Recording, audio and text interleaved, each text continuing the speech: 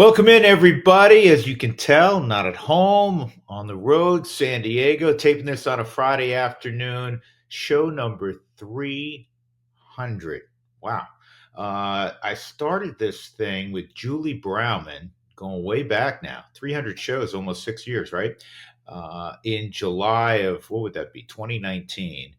And I remember the conversation like it was yesterday. She was up in the booth. I think we were in a rain delay at Coors Field, and Julie was an old friend, and obviously has been in broadcasting on and off for a number of years. And she said, "Hey, how about doing a podcast? Would you ever be interested in doing something like that?" And I said, "Actually, I really would." And she thought I was probably, not being fully honest, but I was. I said, why not get into that area? And the thing that motivated me the most, honestly, was the ability to have long conversations, to have legitimate conversations with people instead of just a sound bite. I've always enjoyed the long form interview, and that was kind of the origin of it. And that's how it got going, and it just kept going. Obviously, Julie's off doing other things, and so it's been a fun endeavor. And I want to thank all of you out there for listening for all these years. And now you can watch with my coordination with Mile High Sports. Appreciate Nate Lundy and the gang there. But this has been a fun little endeavor that we do once a week, and I thoroughly enjoy the opportunity to sound off on various sports locally and nationally. I enjoy again immensely the opportunity to have long conversations, sometimes really long conversations, but in-depth conversations, because we rarely do that now in this soundbite, instantaneous satisfaction world that we live. So, thank you for being a part of this over 300 shows, and my special guest you'll hear a little bit later, a guy I think in our parts that we've gotten to know, but maybe you'll learn some things about him that you never realized over his 14-year career. And that, of course, is Charlie Blackmon. Let me shout out my sponsors very quickly. They've been outstanding for me. Most recently, Huntington Bank. I've gotten to know those folks not only here in the Rocky Mountain region, but on a national level as well. They're a local bank. They're right around the corner from you. And if you're looking, I think you need to go in and see them. They're going to help you in so many areas, and it's going to feel local. And I think that's important in the world of banking. Big shout out to my friends at Steel as well. They're a worldwide company. They've been with me since, I believe, almost day one. And they're terrific.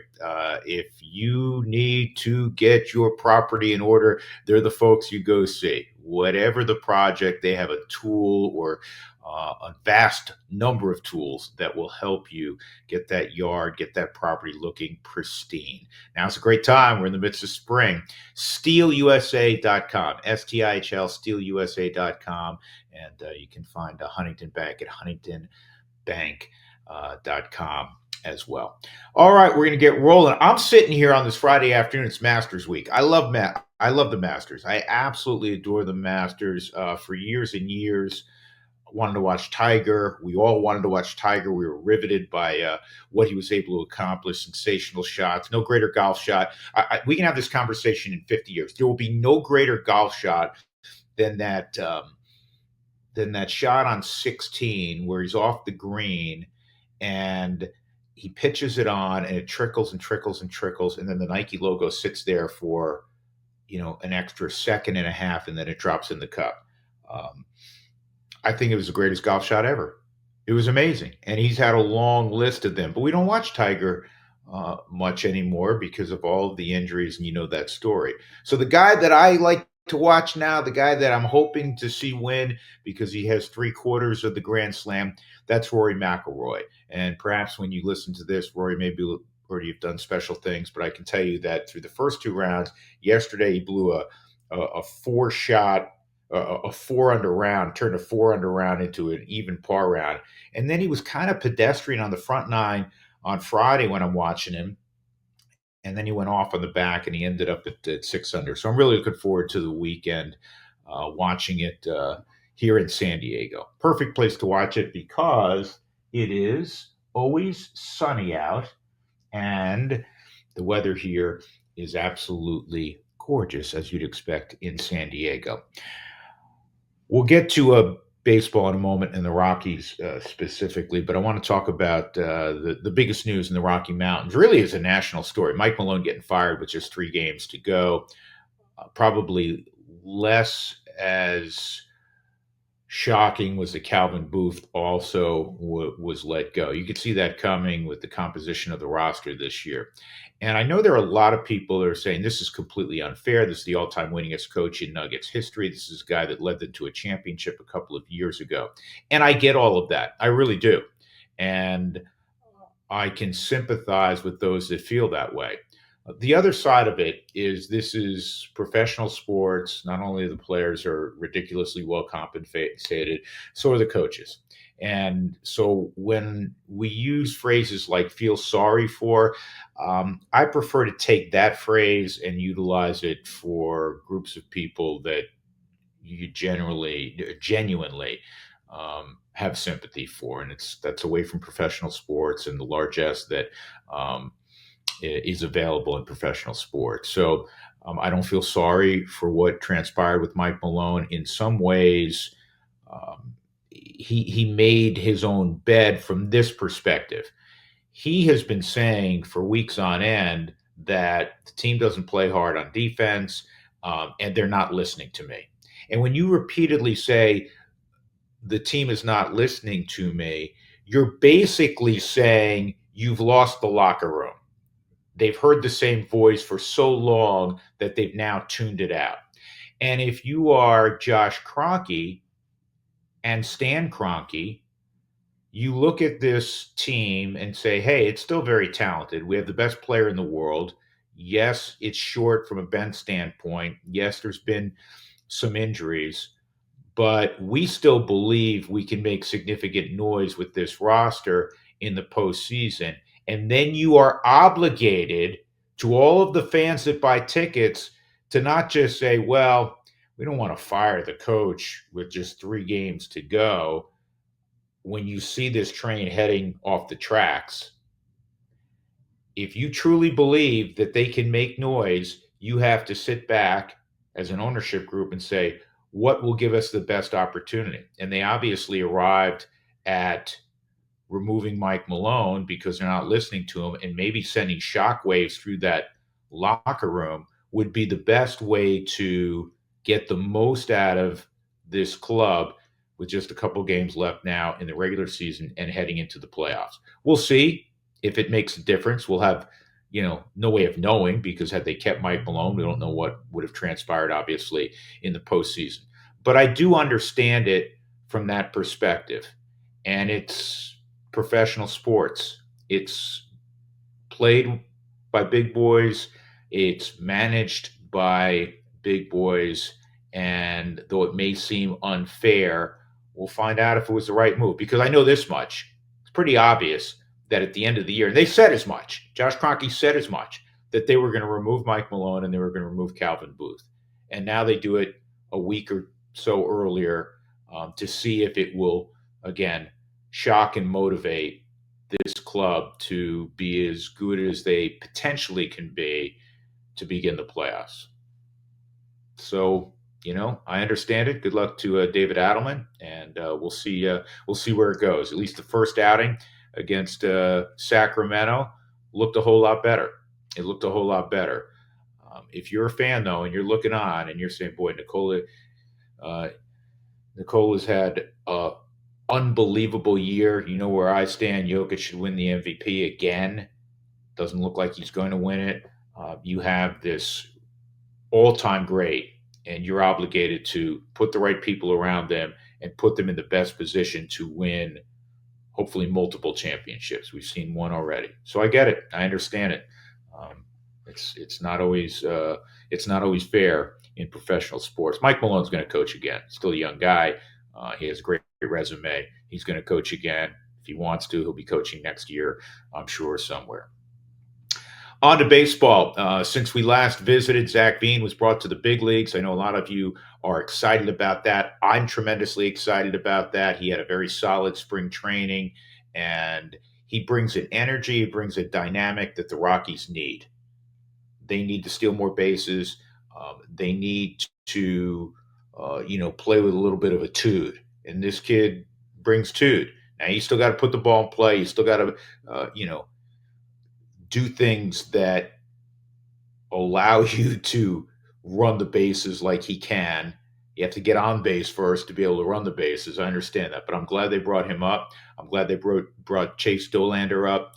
I think he's going to become a fixture in the rotation. His first outing, 4 runs, 5 innings, struck out 6. They need to strike out more people. Chase Dolander has the ability to do that. Been watching Rockies baseball a long time, and you go back to the last time they were good, 17 and 18. They had a rotation that could miss a few more bats. They had certainly a back end bullpen. Veteran guys, Wade Davis, Greg Holland, I think was in that mix in 17, if I remember right. And they could hit home runs with the nucleus of Nolan Arenado, Trevor Story. There was Mark Reynolds involved. DJ LeMahieu was such a wonderful player. Charlie Blackmon was in his prime.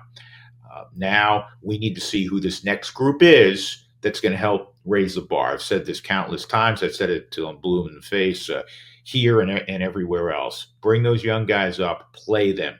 I hope Jordan Beck's back in the not too distant future, because the only way you find out if young, talented prospects become really good players is by playing them on a regular basis in the toughest league in the world. That's the only way you find out. So I'm glad Zach Bean's up. You know who's a great example of that, by the way? Brenton Doyle was a 4th-round pick out of a Division II school in West Virginia. And to the Rockies' credit, they saw this kid with a lot of talent. I mean, when you look at a baseball player, especially an outfielder, you say, man, 6'4", 220 pounds, can really, really run, has the ability to hit the ball over the wall. And he made his way through the minor leagues. And then in his first year, as you know, he was a Gold Glove center fielder. He's now a 2-time Gold Glove center fielder. It's never happened in the history of the National League where an outfielder, period, won Gold Gloves in their first and second year.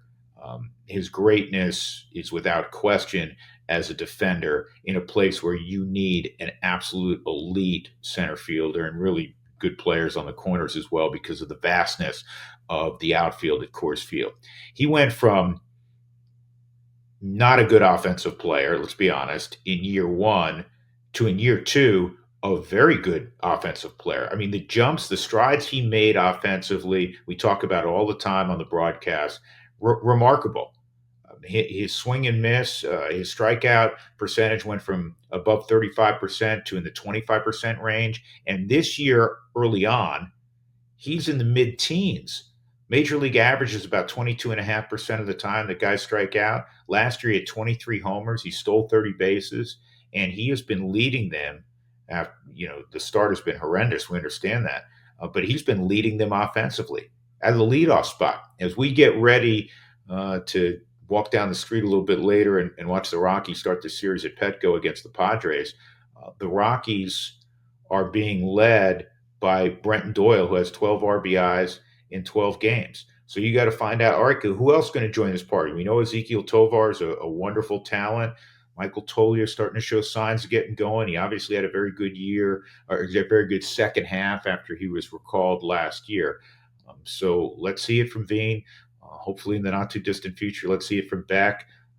Goodman has done some good things early. So that's where your fingers are crossed from the Rockies standpoint. Very quickly, in this, tough start, bad start, horrendous start. They get beat 17-2 a couple of days ago. It's embarrassing. And if it happens, to a really good team in the middle of June or July, you just wipe it off as a bad day at the office. When it happens to a team who at the time was 2-8 and that became 2-9, excuse me, yeah, I got it right. They were 2-9, and then they won yesterday, 7-2 to go to 3-9. Ryan McMahon, had a little meeting with the team after that. When things have gone so poorly for a long period of time, then in the opening couple of weeks of the season, you lose like that. It's embarrassing, and it ought to be one of those things. We talk about the shock waves of Mike Malone being fired. That's got to be the proverbial wake up call. And baseball's different. The Rockies are not good enough to go and win 90 games. We understand that, but it's got to send shockwaves to people. Say this is not acceptable. It is not acceptable. And let's see how they play going forward. They obviously were better the next day in winning 7-2. I was happy to hear that Ryan McMahon, now that Charlie Blackmon is retired, that veteran guy said, you know what, I'm going to say a few things here. And you can't have a meeting every day. You can't have a meeting even once a week. Starts to fall on deaf ears. I understand that. But I'm glad to hear that Ryan stepped forward and at least for one day. The next day, they played a very good baseball game, and hopefully that continues here in San Diego over the next few days, where over the last several years they've played well at Petco and overall against the Padres. Well, one of the all-time great Rockies. You always start with Todd Helton, and you go very quickly to the other Hall of Famer, Larry Walker. There's been some guys that have made a huge impact, and right near the top of the list, obviously, is the guy who recently retired, Charlie Blackmon. And I have said many times, again on television, that Charlie has almost two different personalities. There's away from the ballpark Charlie, and then there was the guy who was locked in from the moment he walked in that clubhouse 6 hours before the ball game until late that night. Just different guy. And you picked your spots to talk to him. But he's super bright. He's super witty. He was a joy, obviously, to watch play. And so we have a protracted conversation about his career and about a number of topics that I think you'll enjoy. So in show number 300, it's number 19, Charlie Blackmon this week. So I have to ask you, I was thinking about this. I missed you down in Scottsdale, but you're now a special assistant. You were down at spring training.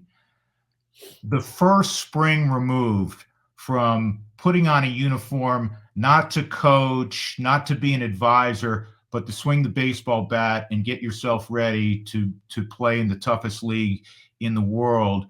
What did it feel like? Uh, it was incredibly easy to just not work out and do all the hard things that it takes to be a baseball player. So it was actually pretty easy to adjusting to not playing. And then, even in the off season, you don't feel like you're missing anything until they start putting stuff on TV, right? Or spring training starts, you start hearing about it and seeing about it. And I'm in a pretty good place. I knew I was going to retire, right? And I've retired, and I think it was the right decision. And so I'm just glad to still be involved, to come back and be around the organization and still be around the game. You seem like, and obviously I got to know you a little bit through the years, but you seem like somebody that's always been measured, and you do a lot of research and a lot of thinking before you make large decisions. So what I'm hearing is, you know what, this was a process, and I'm good with it, and I don't look back, which I think for many former athletes, especially that had great careers like you did, there's that period of time where, man, I feel like maybe I left something still on the table, or I miss being in the clubhouse, or I miss swinging the bat and preparing. But I'm not hearing that. I mean, I certainly miss the game, miss the guys, miss little pieces and parts of your day, right? Like the smell of the cage,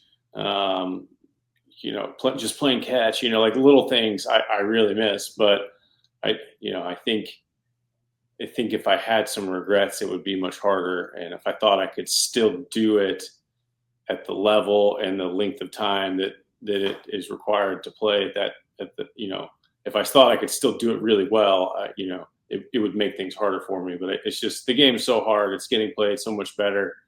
And 162 games plus spring training, it's just a lot. And so I don't have any regrets. I think that helps me be in a place where I can move past that and move into a new role. As a Rockies employee, as a dad, as a functioning member of society. I'm doing pretty well at this point. I think. Yeah.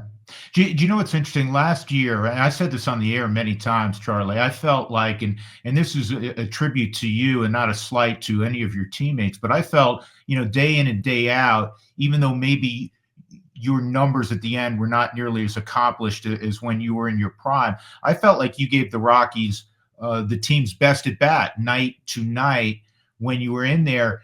Did it feel that way in the moment? I mean, were there at bats last year where you felt like you were prime, Charlie, or was it always like, man, it's just you know what, the ball gets on me a smidgen quicker. I'm not able to decipher spin like I did. The legs are tighter than they used to be. That sort of thing. I was proud of my ability to remain competitive and to still be productive and to curb the extended downturns that you inevitably have every season. I think as I got older, one of the things I noticed is you have these ups and downs, and what you really need is, especially as a hitter, is you need to be able to reach and grab this super high level of focus to slow the game down, and it just takes a lot of energy to tap into that, to slow the game down, have your vision work like it needs to work, have your emotions in check. That level is very taxing, and it was hard for me to tap into that consistently and to feel like I was at my best. It wasn't necessarily that I just that you get tired or that your swing feels slow. It's just you don't feel like you're at your best because you can't tap into that next level. Yeah. When you were going through the process of making the decision, and correct me if I'm wrong, you basically made a decision in the spring or maybe leading into the spring of your final season. Is that accurate, Chuck? I pretty much knew before I left spring training that was going to be my last spring training. You are super close with your folks. You were super close with, DJ LeMahieu. Did you solicit any other opinions, or was this all an internal type of decision? I would say it was mostly internal. If guys gave me advice or opinions, I would certainly listen to it. I asked, in talking to former teammates of mine, it would kind of come up, and I would always really pay attention to what they had to say, or maybe ask a follow-up question there. And, one thing I've noticed is that guys deal with it differently or approach retirement differently. And there's not a right way and a wrong way per se. And it's almost universally difficult for baseball players. I think you don't have to be like a big league player to, struggle leaving the game. It could be, high school, college, minor league, it's really hard for everybody. It's just, I'm just doing it at a more advanced age than most, very lucky in that sense. And most guys, some guys would tell you play as long as you can, even if it means you're not the same player. And for me, what it meant more of was I was going to play it as long as I felt like I could put in the game demanded me to put in, out of respect for the game. I felt like for me to continue to play, I would have had to cut corners, and then it just wouldn't be the same product. I would be kind of hoping for success rather than knowing that I'm going to have it. Yeah. I'm glad you mentioned, people that just played the game. I'll be 62 in a month, and I know this sounds so silly. And I obviously didn't come anywhere close to playing where you played. And in a strange way, I miss, going, and I love going to fantasy camp still, just so I can swing the bat and throwing to my boys my whole life. My middle son's college career, he just finished up a year ago, and the head coach after said, will you come back next season and, work with the guys? And he did a couple times, and he's like, I miss it too much. I don't want to, it's hard to be out there. So, good for you for being able to kind of segue. I got to ask you, Charlie. There, maybe of all the professional athletes that I've covered, been around, you had this persona. It was only like two different people, because I would tell people, like, is Charlie looks like the most serious guy on the face of the earth between 1 o'clock and 11 o'clock. I've seen you, and we've done some radio stuff at bars over the years, or just away from the field. There's a totally different Charlie Blackmon. How many fans do you think realize that? Yeah, it's really rare to see both.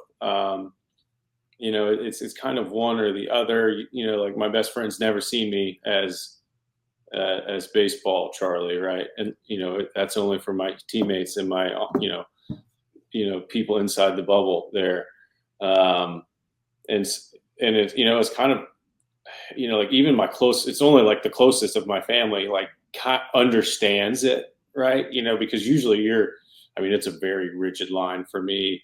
Once I'm baseball Charlie, like if you're on the outside, like you don't get in the inside, right? You have to, it has to be, immediate family. And even then it's like, I'm busy, so I think it's, it's something that worked for me. I think it was, I don't think I couldn't just afford to like flip a switch on and off, right? Like I couldn't just decide I was going to be, baseball Charlie, 10 minutes before the game starts. It took me all day to kind of build and build and build.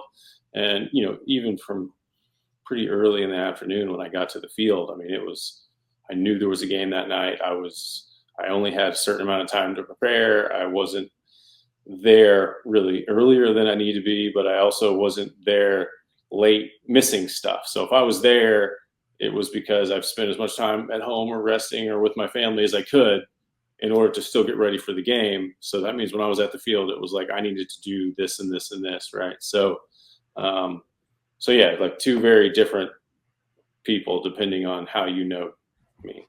Charlie, was that pro baseball player Charlie Blackmon, or was that Georgia Tech? Was that when you were in JC? Was that in high school, or was that something you adopted once you got to pro ball, or maybe even the big leagues? I think. Oh, good question. Baseball's so developmental. I think it didn't take me long to realize that I wasn't good enough to just be that guy, right? I wasn't Carlos Gonzalez, who was just like really amazing, and like I was just going to be naturally the best. It was like something I had deliberately had to cultivate a mentality that was going to produce results, and it wasn't, I wasn't the most naturally confident. I didn't have the ability to feel comfortable in every situation. It was something that I had to work on to help me perform at that level. And so it was very developmental. I would say I would always approach the game maybe a little more serious than most, but I think, as you climb the ladder and you kind of feel like the stakes are getting greater as you get closer to the big leagues, I think it kind of helps you reach that pinnacle of focus. If this was possible, what I'm about to throw at you, who could make you smile / laugh once you were baseball Charlie and you were in the big leagues, or who could come the closest to making you break into a smile at 4:15, 5:15? So there's not a lot of guys that like had the balls to try it. Honestly, it had to be like a certain type of person to even go there. But I felt like the clubhouse needs a yin and a yang. Like you have to have like both sides, and I feel like I was like way up here with the serious, like super try hard guy. And I think you need someone that's like, all right, let's bring the tone down like a little bit lighter. Let's like remember that we're playing a game and we're having fun and it's not the end of the world if we strike out. Like we need the other end of that spectrum. And, obviously Cargo at times was like that. Gerardo Parro was like one of my all-time favorite teammates, and he was great at it. More recently, CJ Crone, Jake Cave was great at it. And then even Mac was coming around at the end as kind of a comic relief type, Ryan McMahon. So it's good to have that guy in the clubhouse. And Chuck, Mac told. I'm sorry. Go ahead. No, I just feel like sometimes it's just like I don't want to say suck the fun out of a room, but if I walk by and it's like I got somewhere to be and like I'm just like way too serious, like I think it's just if it doesn't vibe with how other people approach the game, like I think you like guys don't know what to do. So good. It's always good to have the other end of the spectrum.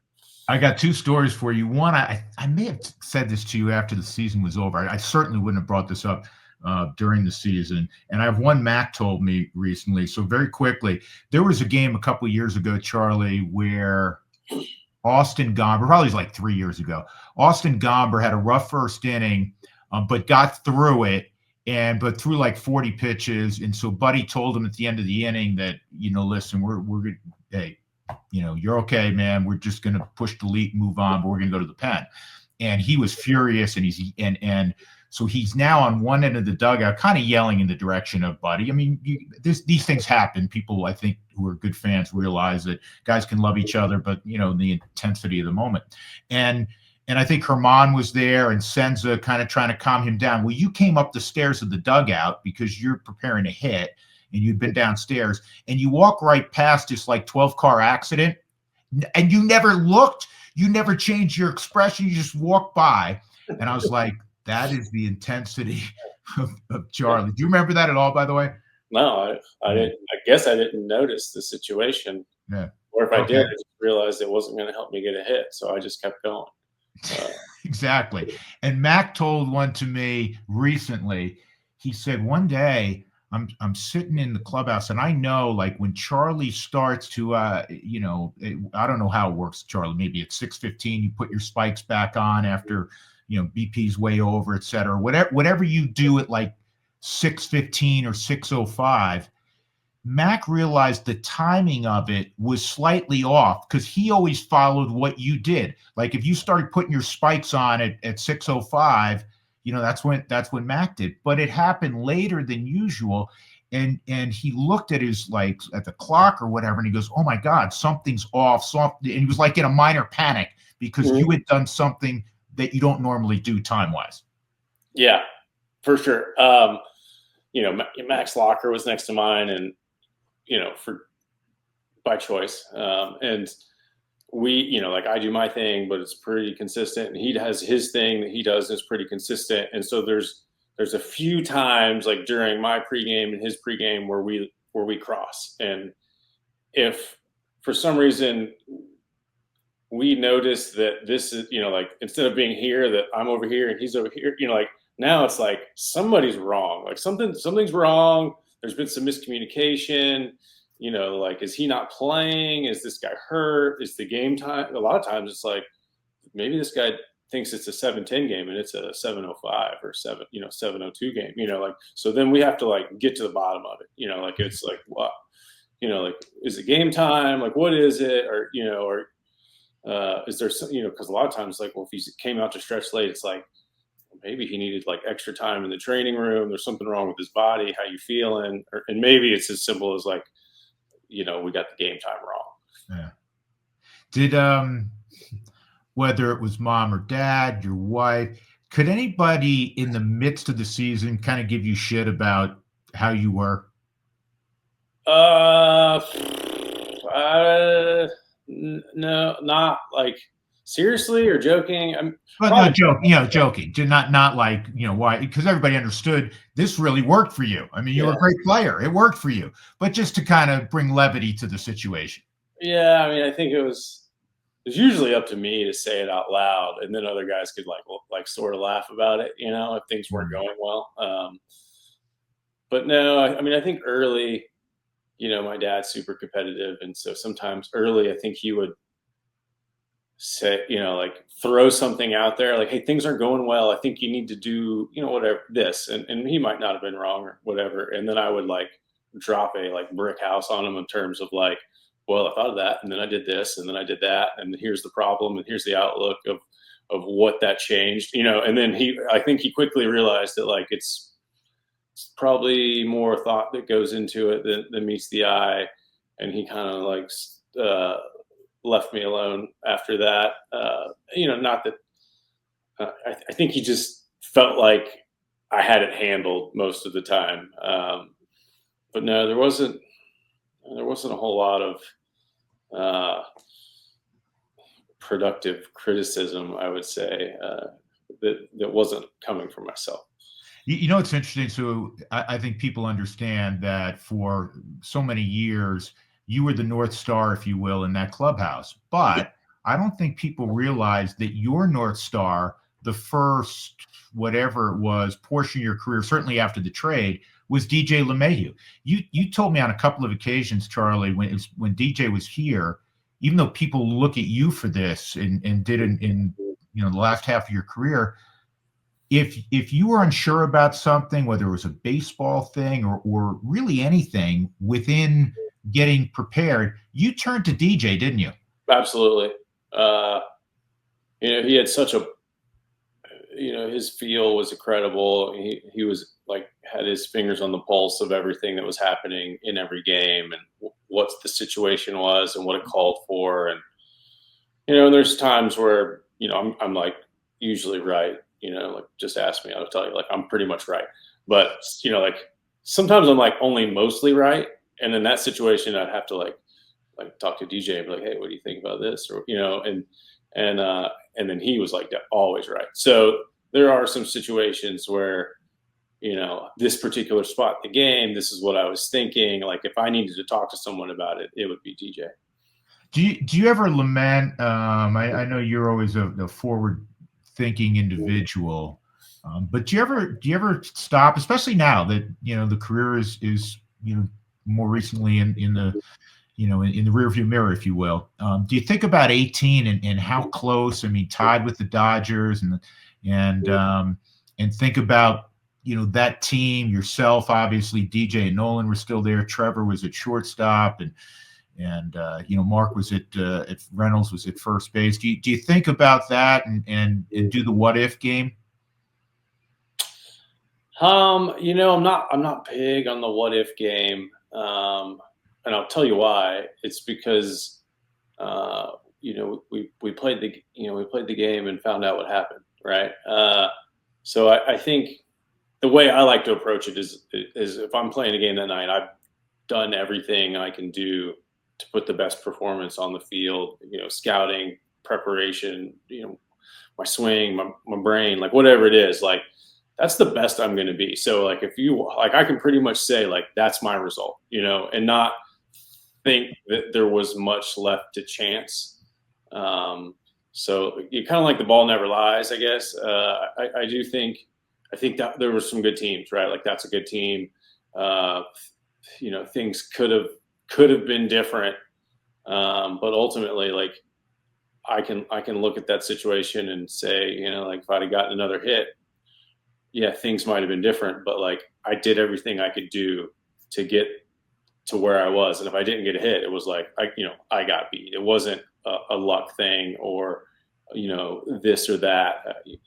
I do think over the course of the season, over the course of a career, like you want to say things even out. And it seems like when things get compressed into really short timelines in baseball, like the playoffs or, game 163, like when things get compressed, it's harder to keep that mentality of, I've done my best. I couldn't have changed the outcome by doing something different necessarily. I prepared the way that I would best play the game, so I don't like to entertain those types of what ifs, Drew. All right. Well, we'll entertain this question. It's one of the great cliched questions, so forgive me as I preface with this. But your greatest individual day at the major league level was? I mean, I guess the most memorable probably just this, like the 6 for 6 the home opener in 2014 kind of like launched my career as first time I had made the team. Kind of an up and down guy. We didn't really know what we were getting, and just kind of kickstarting my season with that and having some confidence and enough results to garner like consistent play, I think was a really big part. And then, I do think hitting for the cycle in the last game of the year was pretty important because that was a game we needed to win. What year was that? That was. Don't ask me, Charlie. I am, I'm a really good test taker. So if you ask me at 7 o'clock, I think it was. Yeah, I mean, I think it was in 18. I think it was. Was it 18? 2018 when we forced or maybe 17. Whenever we forced that, that game, we were tied with the Dodgers. Yeah, that was 18. That was 18. 18. Yeah. So that was also like a good time to play well. Right. And also my wife got in a fender bender the night before that day game. And so I was at the police station for like, until like the early morning hours. So to then bounce back and like hit for the cycle in like 10 hours was pretty cool. Yeah. One of my favorite Charlie Blackmon isms is your literal response to questions. Like, so many, the myriad of interviews with our buddy Mark Stout after games, and you'd have a 2-homer game and 5 RBIs and the Rock Show wins 7-2, and you'd say, yes, I was a good baseball player today, as if we forgot what function you had as to why you were even being interviewed. Sure. Mark and I had some pretty good candor there. We played off each other pretty well, especially early on when the whole media thing was like nice and new and like exciting. I feel like once Mark left the first time, and then I kind of realized that the media wasn't going to help me get any more hits. I started realizing like, hey, these guys are my friends and everything, and we work together, but like answering these questions isn't going to make me a better baseball player. So I hate to say it, but like that's kind of like priority wise, like that got pushed like a little bit further down the stack, and it wasn't because I didn't enjoy it. It's just like I've only got so much time at the baseball field. That's why what I mean is they're literally two different human beings, two different Charlie Blackmons, and as you know, I would really pick my spots to chat with you during the season. Just I have to go on the air for 3.5 hours every night, and trying to get a tidbit here and there. But I had mad respect for how you went about your business and how well it worked for you. But again, I saw the other side. So I have to ask you, and I'm sure people who are watching this are wondering, okay, Charlie's somewhat cleaned up now. I mean, the hair shorter, the beard, and I know you've addressed that. How long into your retirement, which I forget what the last day was, October 1st, somewhere right around there. How long before you got the edict from your better half that the cleanup needed to happen? I didn't get told to do anything. But I do, like I had the mullet and the big beard, and it's, I just felt like, when you're just like a retired person, it's like, it doesn't, I feel like it doesn't play as well. Yeah. Like if you're a professional athlete, like do whatever you want, but now it's kind of, like you're like an aging person. You're like, like you've retired because you're physically declining. So like maybe you shouldn't like rock the mullet so that's just kind of, got rid of the mullet. I feel like that was kind of a tough day. I'm pretty sad about it. Like there's times where I like really miss it still. And, like I still look at pictures of myself and I'm like, man, that's a good look. Like I like the mullet. And I'm not saying it like we'll never come back. It's just, it doesn't. I went to my daughter's parent teacher conference, like with a big, huge, nasty mullet. And it was just like, I kind of felt like, like I just didn't feel appropriate, like in a preschool, like just rocking like my look. So I was like, okay, I think I'm just gonna I'm gonna look like a dad for a little bit, like haircut, trim my beard a little bit, try and adhere to my new environment for a bit, and then I'll make some decisions after that. Yeah, as opposed to looking like you walked off the set of Deliverance. Right, So, exactly. right, exactly. All right, real quick. You were at spring training. You were a special assistant now to Billy Schmidt, the general manager. Did you enjoy being down working with the young guys? And what did you glean? What did you observe from your week in Scottsdale? It was, I really enjoyed it. I thought I would get there and have this urge to like take a bunch of swings or like play the game, and I didn't. I don't want you to. I'm not trying to say I didn't like miss it, but I was able to pass through into the other side as a non-player successfully, and it was nice kind of getting to be around the game as like non-baseball Charlie, right? Like I'm like laughing, having fun, not living by the clock. It's just really, really enjoyable to be around the game without the responsibility of performing that day, right? I don't have to like go out there and prepare to get hit. I can just enjoy myself and shoot the bull and like be my best person and enjoy being around the game and not be so driven by consequences. So that was awesome. And then it was really cool because now I think like real big picture, right? I'm looking at everything. I'm looking at how the camps run. I'm looking at bodies. I'm looking at pitchers. I'm looking at the minor league camp, and just kind of seeing more big picture instead of being so tunnel vision is it was fun, and realizing like where can I have the most impact, and like it's probably with individuals, just like talking to people, because they're people, they're not just baseball players. And these people have to figure out like with, how to improve their game as their life's work. And there's a lot of mistakes to be made. And anyway, so just like that part of it, I really enjoyed. Yeah. How about the up and coming talent? A number of people I'm sure you worked with, because there's a lot of young outfielders from Zach Veen to Benny Montgomery, Yanquiel Fernandez. I mean, Jordan Beck, who you played with last year as a kid still. Even Nolan Jones, not like he's super seasoned. Are you optimistic with some of the kids that you got to see in camp? It's funny. I was, like in my new role now, I've started to notice these things.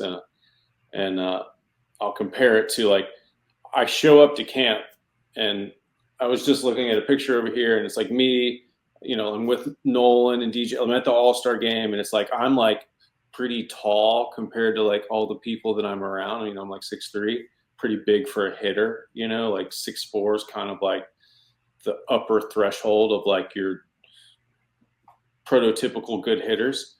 And now I go to spring training, and it's like everybody is 2 inches taller than me. If you're a pitcher, you're like 3 or 4 inches taller than me. I mean, and like the game's changing. The bodies are incredible. These guys are like bigger, stronger, faster.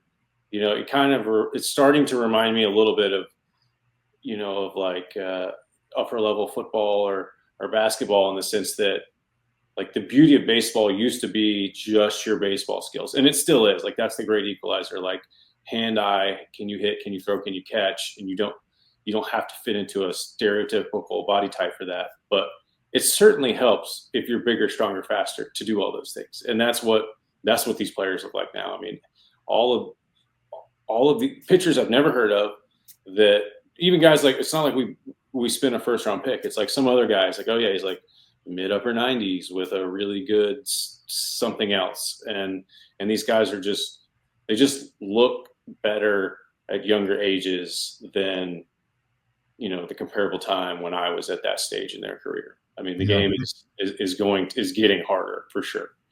I've said this so many times during the off season, and it doesn't mean more than the statement I'm about to make, because the game has great players that I love, that I can look eye to eye with, like Jose Altuve, who's, as you can understand, a favorite, Alex Bregman. But the Rockies look really good getting off the bus, because it's like a string of tight ends, right? Everybody's so big, and it's not just the big league team. I was over on the minor league side, and it was the guys were introducing themselves for as players who are at their first spring training. And honestly, the first 5 pitchers that stood up to introduce themselves were every single one of them at least 6'4", 6'5", like 230 pounds, like everyone. Like, I mean, it's incredible, and there's not quite as many minor league teams as there used to be now. So the group is smaller, more competitive. You can't like hope. You can't throw a bunch of developmental at bats at guys in the lower levels because there's like one less team, right? So it's like even now it's like these guys, yeah, it's just A ball, but you kind of need to start producing and you need to play well because we've got nowhere else. We can't just stick you somewhere else and get at bats. Like, you know, you're there because we think you can be a big leaguer, and if not, like, we're going to move on to the next guy. Charlie, this is a brutal division. That goes without saying. At the top, we all know the Dodgers and San Diego's really good. Arizona's really good. The Giants are always going to be formidable. Can the Rockies make a significant move, in the next year or two, even though they're overshadowed by, as is everyone, the Dodgers? I think the new schedule probably helps the Rockies more than just about anybody. We used to play. Yes, we have a really good division, right? The Diamondbacks have been pretty good the past few years, and then there's the Dodgers, obviously, and then the Giants are always competitive and they're always in a win mode, right? Like some of those bigger markets, it's every year they're trying to win. They don't like pull back and develop for a year and then try and time things right. Like they're trying to add and win every year, and it just kind of ups the ante. It's just a good division. And now that we don't have to play, it used to be we'd play 3 series at home and then 3 series away against everybody in division. So that's 6 series against the Dodgers or the Giants or whatever. And now it seems to be like it's 2 and 2, and then you play the rest of baseball more, right? Instead of like just one division from in the other league, you play everybody. And so now I think you'll see, I feel like you should see more teams be you should be seeing less like feast or famine. And because you're playing everybody, it seems like things are going to be a little bit more competitive. Anyway, so it helps the Rockies, right? I think the goal now is just be better than the other team. And instead of saying like, okay, I have to perennially compete against or try and beat out, the World Series runner-up from the year before, you kind of just keep things in perspective. Like I'm trying to be better than the average big league team. And I don't have to, instead of playing an extra series, I just think it gives more teams like a more level playing field. Yeah. All right. You're still a little ways from 40, so you're on the young side. But you've always been a deep thinker. You've always been someone that has an adventurous spirit. And I know it's a little more difficult because you and Ashley have little ones at home, and you're going to be a full-time dad now. But do you have a bucket list of places you want to visit, things you want to do, in the near term, 3, 5 years, 7 years? Because I know you've always got something going. Yes, I still feel really busy. Like I wish I had more time.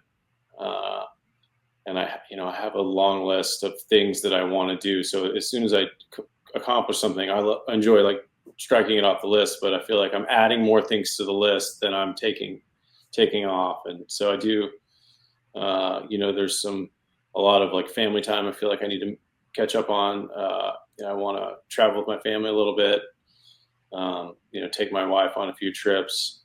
And then I do want to do some excursioning. I'd like to see Alaska in the summertime because as a baseball player, you can't go after the baseball season. It's like they shut the whole state down in the winter. October 1st, like Alaska closed down.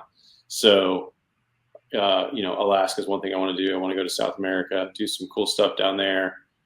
There's some saltwater fish I want to catch. Um, there's like a whole list of things. I want to learn new things. I don't listen to a ton of music, but if I'm in the car or I have a free moment, like I'm listening to podcasts and trying to learn more about topics that interest me. And so I'm still I still got pieces moving around the chessboard. I haven't figured out exactly what retirement life is going to look like. Always be in the learning mode, man. Never lose that curiosity gene. It's a good one to have. I'm the same way, by the way. I got to get to Alaska. I want to take my boys salmon fishing, which is right up your alley. Sure. But it's in what we respectively do. It's been really hard to do that, right? Yes, it's nearly impossible. Yeah, nearly impossible. Charlie, as I let you go, and I appreciate greatly the time. It's great catching up. Will we see you during the season periodically in your new role? I think so. Bill Schmidt's been great. He's letting me drink from the water hose this first year. I get to do a lot of things throughout the whole organization. It's not just a big league centric gig where all I do is hang around the big league team. And there's going to be a lot of minor league facing stuff, even some amateur stuff. Maybe go to the draft or go to instructional league after the new players sign. Maybe go see a minor league team. I'd like to catch up with the big league team here and there. But at the same time, like those guys are busy, I don't want to be a distraction. So we'll have to see what my schedule looks like this summer. Charlie, you look good, man. You sound good. I'm happy for you. I look forward to seeing you down the road. We can actually talk because I won't feel like I'm interfering with you preparing to take 4 or 5 ABs against the best pitching in the world, man. So good for you, man. Great career. Congrats on everything you've accomplished. Thanks, Drew. I appreciate you having me. You bet it. My best to Ashley and your folks, man. Send them my good wishes. You got it. All right, man. I'll talk to you. Thanks again. Thanks. Big thank you to Charlie Blackmon. Always good to visit with Chuck Nasty, and it's wonderful that he's going to be around working for the organization in different areas, and I think that's a huge plus. Speaking of guys who are special assistants to the general manager, like Charlie, Todd Helton was around the ballpark the last homestand. In fact, he stuck around a little bit longer to see Chase Dolander make his debut, and it's always fun to be around Todd and to visit a little bit. And he looks great. And I think when organizations, have some maturity to them, like the Rockies do, well over 30 years now, that you need to embrace your former players, your former stars, and make it not only a continuing family legacy, but let some of those guys that had individual and team success visit with and have some of that rub off on the younger players. And I think it's terrific when you see Todd visiting with a Michael Tolia, with a Chase Dolander, with a Ryan McMahon around the cage, especially some of those younger guys and the wisdom that he can pass on. So 2 thumbs up on that. 2 thumbs up, by the way, to all of you for listening through the years. Again, pretty special for me, at least, to say, man, we've done 300 of these basically in a row, which is kind of cool. Big shout out to Marky, who's been with me from day one. My man Alex has jumped on board with Mile High Sports, has helped out immensely also. So here's to the next 300. We'll do it again in 7 days, as I like to say. Stay safe, stay well, everybody, and appreciate you. Take care.